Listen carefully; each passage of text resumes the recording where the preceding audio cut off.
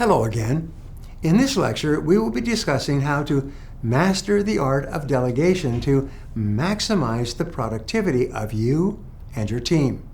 Learning how to delegate effectively is the key to leveraging yourself and multiplying your value to your company. Delegation allows you to move from what you can personally do to what you can manage, and is one of the most important and effective management skills. Without the ability to delegate effectively, it's impossible for you to advance in management to higher positions of responsibility. Delegation is not only about maximizing your own productivity and value, it is also about maximizing the productivity of your staff. Your job as a manager is to get the highest return on the company's investment in people. Delegation is the means by which you bring out the very best in the people that you have. The task-relevant maturity of your staff is how long they have been on the job and how competent they are. It is what determines your method of delegation. Low task-relevant maturity means that your employees are new and inexperienced in the job. In this case, you use a direct delegation style. You tell people exactly what you want them to do. Medium task-relevant maturity means your staff has experience in the job. They know what they are doing. In this case, use the effective management by objectives delegation method. Tell people the end result that you want, and then get out of their way and let them do it. High task-relevant maturity is when the staff person is completely experienced and competent. Your method of delegation in this case is simply easy interaction. Now, there are 7 essential steps of effective management and delegation that you'll need to know before beginning. The first is to pick the right person. Picking the wrong person for a key task is a major reason for failure.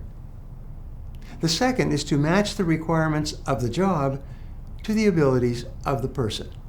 Be sure that the person you delegate the task to is capable of doing the job well. Step 3 is to delegate effectively to the right person. This frees you to do more things of higher value. The more of your essential tasks that you can teach and delegate to others, the greater the time you will have to do the things that only you can do. The fourth step involves delegating smaller tasks to newer staff to build their confidence and competence. Step 5 is delegating the entire job. 100% responsibility for a task is a major performance motivator. The more often you assign responsibilities to the right people, the more competent they become. For step 6, you want to delegate clear outcomes. Make them measurable. If you can't measure it, you can't manage it. Explain what is to be done, how you think it should be done, and the reasons for doing this job in the first place. Let's take the following example. If I say to an employee, put together a report on client X, that's leaving the desired outcome very unclear.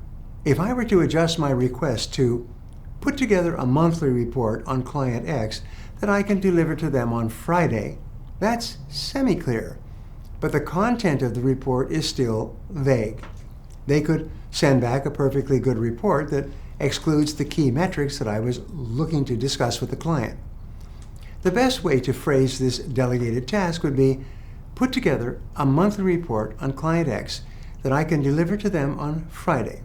The report should touch on recent developments A, B, and C, as well as our primary KPIs. You should also explain why you need this job done in the first place so the employees know why what they're doing is important. And the final step is to delegate with participation and discussion. Invite questions and be open to suggestions. There's a direct relationship between how much people are invited to talk about the job and how much they understand it, accept it, and become committed to doing it well. You need to delegate in such a way that people walk away feeling, this is my job, I own it, I'm responsible. Most of the stress that you experience in your work life comes from working on low priority tasks. The amazing discovery is that as soon as you start working on your highest value activities, all your stress disappears and you immediately become more productive. Remember, when delegating, you want to practice management by exception. Set clear goals, standards, and deadlines for the delegated task. A job without a deadline is merely a discussion.